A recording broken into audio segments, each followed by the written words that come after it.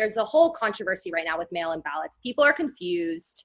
People are concerned. We have a president who is claiming that there is no way that this can be legitimate and your vote will be fraudulent.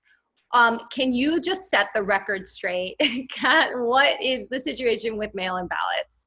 Yes. So first of all, 1 trillion studies have been done. I think the rate of fraud in mail-in ballots is something like 0.00006%. Like, it doesn't happen. It's not. We don't have a fraudulent system.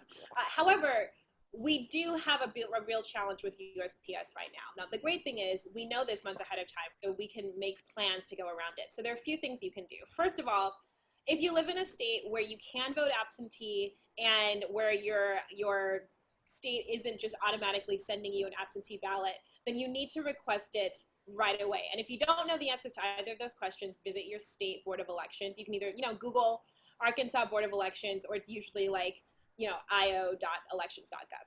But you want to request your absentee ballot. Like, now, while you're watching this panel, open another do it. Just do it. Request your absentee ballot.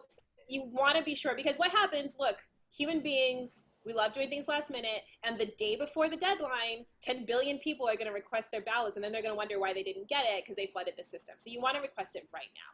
Then when you get it, you have a few options. First of all, if you're going to mail it back to us through USPS, then you need to, the day you get your ballot, sit down, fill it out, and mail it out immediately. You need to give your ballot as much time as possible to be delivered. USPS is delivering mail. I got a new t-shirt yesterday, so I know the mail is coming, but you have to give them a ton of time. However, there are other options. In several states, and again, this is something you can find out on your Board of Elections website, and we'll actually be doing a big super fun campaign at the end of the month teaching people this too, so you can follow at Spread the Vote US on the socials. But a lot of states have ballot boxes, which are, they look like, well, they don't look like mailboxes, but they're mailbox types. They're little boxes. You put in a form, and the Board of Elections picks those up directly. So if you are in a state with ballot boxes, rather than mailing it in, you can just drop it in there. USPS doesn't touch it. They go directly to the Board of Elections. Huh. In almost every state, you can also drop off your mail-in ballot at a polling place. And frequently, polling places will even have a table outside and a poll worker, and they'll just be like, great, drop your ballot in this little box, and then you can leave. So you don't have to stand in line or anything, but you can drop it off there. And in 20 states plus DC, third parties can drop off ballots for other people. So you, after having a voting party, can tell all your friends and family, I'm coming by, at 5 p.m. on Tuesday, I'm picking up everybody's ballots. Well, you could throw it at me from 6 feet away and we'll wave. And then you can take people's ballots. So you can take it for your grandmother. Or if you are high risk and you can't go outside because you have COVID, if you're in one of those states, then you can get someone to pick it up for you. So you want to plan out, you want to make sure you know what those options are. The other thing you have to be really careful about is reading the directions and knowing the rules for turning an absentee ballot in your state. We discarded over 500,000 absentee ballots during the primary season, and a lot of that is because people don't follow the directions. So, for instance, you're going to have to sign the back of the envelope 99% of the time.